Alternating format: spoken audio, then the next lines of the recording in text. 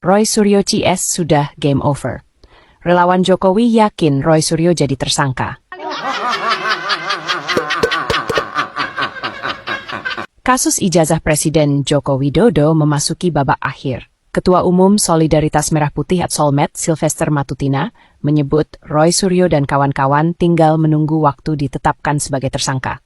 Sylvester menyebut tak perlu mendesak Polda Metro Jaya agar segera mengumumkan tersangka.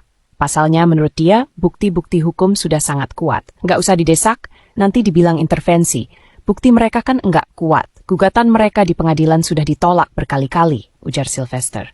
Contohnya tuduhan ijazah palsu itu sudah 2 kali digugat, 3 kali itu ditolak oleh hakim pengadilan. Karena memang nggak bisa gitu. Terus yang kedua, mereka nggak punya bukti, ya kan? Terus sekarang lagi yang di luar nalar lagi bahwa ijazah itu dituduhkan dipalsu oleh UGM sebelum tahun 2005. Tiba-tiba muncul siapa namanya? Victor Suryadi dituduhkan lagi tahun 2012 di Pramuka menjelang gubernur. Sebelumnya, Roy Suryo sempat sesumbar, siap hadir 11.000% dalam panggilan polisi. Tapi kenyataannya, ia malah menghadiri forum pemakzulan Gibran, bukan datang ke Polda. Kita maksulkan Gibran raka buming raka dan insya Allah dengan ridho. Sylvester pun menilai tudingan ijazah palsu tidak masuk akal dan tidak relevan lagi. Karena selain sudah diuji forensik dan terbukti asli, tuduhan ini berulang dan tidak berdasar hukum. Sudah dari 2012, 2025, sampai sekarang semua tuduhan itu nihil bukti. Hukum sudah bicara, ujar Sylvester. Kini bola ada di tangan penyidik.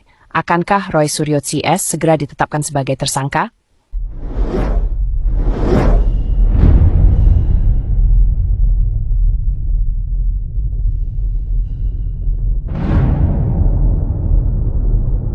Dan kita kecewanya statement dari Pak Prabowo ya, ijazah palsu gitu aja kok apa dibilang sih, ijazah palsu kok diributin, nanti ijazah saya diributin juga katanya. Ini bukan masalah sekedar selembar kertas Pak Prabowo Subianto ya. Pakai otak, lu pakai otak ya. Otak lu pakai 41 malam juga saya dikurung. Ruangannya 1x3 bos, lu belum pernah kali lu. 1x3. Tiap malam WC itu keluar dari lubang WC tikus-tikus tuh. Buat saya problemnya kan sholatnya gimana. Jadi brother, kok memang belum pernah dipenjara, jadi jangan nantang lima, nggak enak loh. Sebelum gua lanjut videonya, kita dengerin dulu Mas Egy bernarasi. Apa yang ingin beliau sampaikan? Ini dia. Kita bagusnya saya juga udah tulis surat ke Presiden Prabowo untuk menerima TPUA. Walaupun saya nggak ada di Indonesia, kan ada wakilnya aja lah. Saya lebih milih di sini dulu karena unpredictable-nya nasib atau kepada keadaan saya yang tidak pasti. Saya udah 3 kali di penjara, nggak mau di penjara lagi nih. Saya mau lawan aja terus sampai dijemput, nggak apa-apa ya. Tapi kalau saya jadi Indonesia belum orang udah ketangkep lagi, ngapain blow on? Saya lawan, makanya saya mau ke amnesti, mau kemana lagi juga ayo kita jabarin gitu. Jadi nggak ada takutnya kita, bukan sok belagu kan. Dari dulu Refli tahu mana saya pernah takut, nggak ada ya. Semua presiden saya lawan, kecuali Habibie. Enggak. Ketika saya melihat pernyataan Mas Egy yang satu ini, jadi saya sedikit tergelitik gitu ya. Udah tahu Mas Egy ini berpengalaman gitu ya, udah 3 kali masuk. Saya nggak mau lagi masuk. Kenapa masih ngurusin masalah hal ini gitu kan? Kenapa nggak belajar dari sejarah? Jangankan wakilnya, lu aja nggak digubris sama Pak Prabowo, gaya banget lu. Makan tuh. Aduh. Jadi kau nggak usah lagi bersilat lidah, Egy Suzana ya. Saya sudah bisa membaca wajahmu, kepanikan, kekalutan, ketakutan itu ya. Tidak bisa disembunyikan. Dan buktinya apa? Buktinya omonganmu ini yang selalu inkonsisten ya. Tidak pernah konsisten lagi bicaramu sekarang ya. Ngolor ngalor ngidul ke sana sini. Baru kau ngomong A, ya, udah kau bantah lagi dengan B, ya kan? Kau bilang lagi unpredictable. Itu bukan unpredictable, Tapi sudah bisa diprediksi, kau pasti tersangka dengan 12 orang itu, ya. Jadi kau jangan bilang tidak bisa diprediksi. Sudah bisa saya prediksi, ya. Saya bilang 1000% kau dengan gerombolanmu itu akan segera ditetapkan jadi tersangka, ya. Jadi siap-siap aja kau. Kau bilang, saya bukan takut, tapi kau bilang, saya nggak mau lagi di penjara, udah 3 kali di penjara. Itu namanya takut. Sebentar ngomong nggak takut, tapi kabur. Aduh. Jadi itulah makanya. Punya mulut itu Egy Suzana, dijaga ya. Apalagi kamu sudah tua begitu. Jadi pelarian begitu gimana itu? Nanti kau mati di negeri orang sana, repot keluargamu. Ya. Aduh. Aduh, setidaknya Pak Prabowo Subianto. Kalau kami apa Pak? Cuma 12 tahun masih ada angka, masih ada peluang untuk bebas. Prabowo Subianto, setiap hari harapan saya semakin tipis Pak. Kok udah 9 tahun, 9 bulan begini Pak. Seolah-olah Bapak menjadi gesek kaki untuk Joko Widodo. Pak Prabowo Subianto. Semakin panik, semakin lucu ini orang-orang ini, ya. Coba guys diperhatikan dulu, ya, jangan di skip. Kalian akan tertawa melihat pernyataannya manusia si busung lapar itu. Adu lawyer, adu argumen. Maksud saya kenapa harus ini terjadi gitu?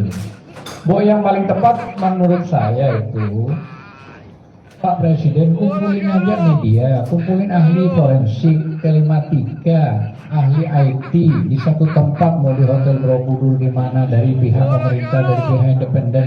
Inilah ijazah saya, inilah skripsi saya, inilah waktu dokumen saya KKN, ini ya dokumentasi saya, ini dosen-dosen yang pernah ngajar saya, ini dosen pembimbing saya walaupun pernah meninggal sempat ada dokumentasi.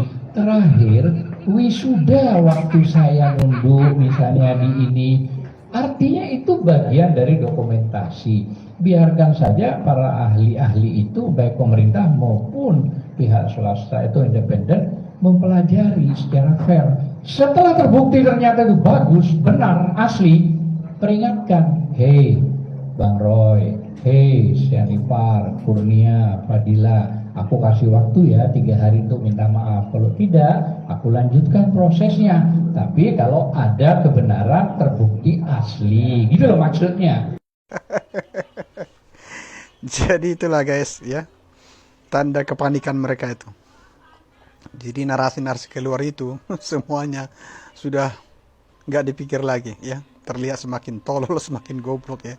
Seperti pernyataan si manusia busung lapar, lihat perutnya itu ke orang busung lapar.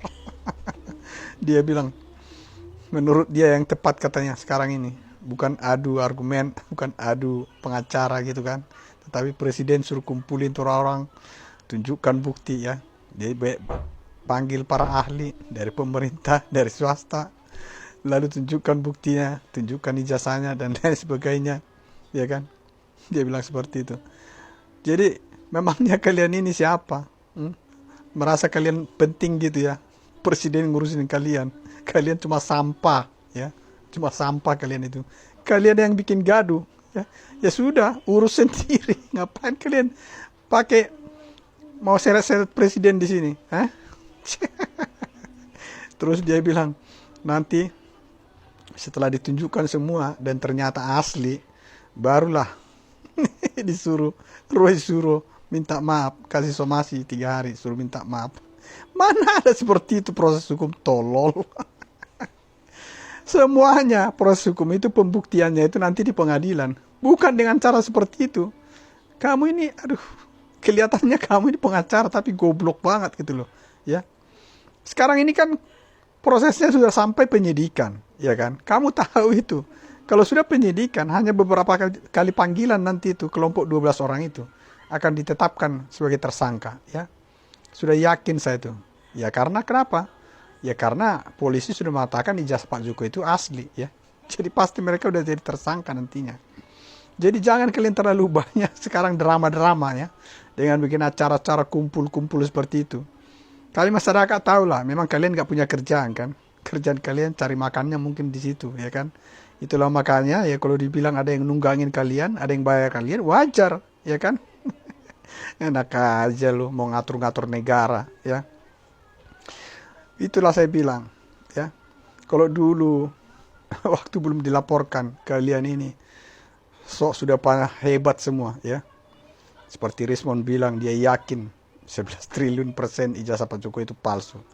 Setelah dilaporkan baru dia sekarang sibuk tuh cari-cari buktinya. Sampai dia pergi kemana-mana tuh cari bukti. Kan konyol namanya. Sama seperti kau ini, busung lapar.